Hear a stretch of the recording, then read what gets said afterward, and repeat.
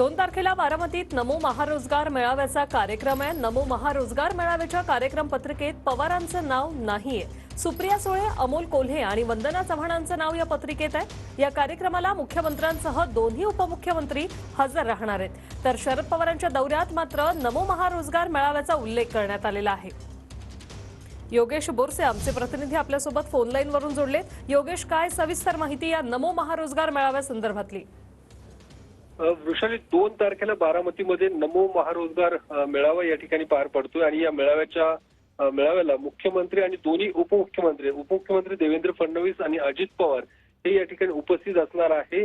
मात्र जी निमंत्रण पत्रिका तयार करण्यात आलेली आहे त्या निमंत्रण पत्रिकेमध्ये शरद पवारांचं नाव नाहीये। मात्र इतर खासदार सुप्रिया सुळे, अमोल कोल्हे, त्यानंतर वंदना चव्हाण आणि इतर जे काही जिल्ह्यातील आमदार आहेत त्यांची सर्वांची नावं या पत्रिकेत आहेत। मात्र शरद पवारांचं या पत्रिकेत नाव नाहीये।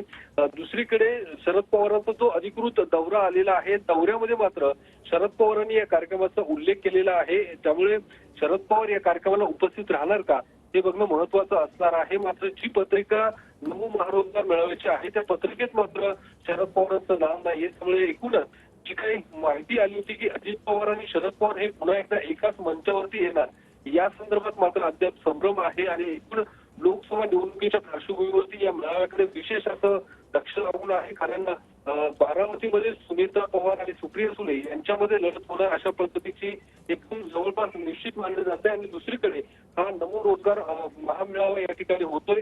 या दृष्टिकोनातून एकूणच अजित पवार शक्ती प्रदर्शन करणार अशा पद्धतीची एकूण चर्चा आहे। दुसरीकडे शरद पवारांनी मुख्यमंत्री आणि दोन्ही उपमुख्यमंत्री अर्थात उपमुख्यमंत्री देवेंद्र फडणवीस यांना गोविंद बागेत जेवणाचं आमंत्रण दिल्याची माहिती मिळते।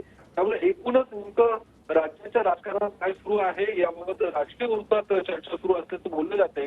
निमंत्रण पत्रिकेत एकीकडे नाव मात्र दुसरीकडे शरद पवार मुख्यमंत्र्यांना मात्र गोविंद बागेत जेवणाचं आमंत्रण देत आहे।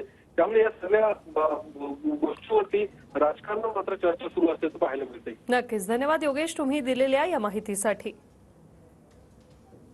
नमो रोजगार मेळाव्याचं आमंत्रण आलेलं आहे का?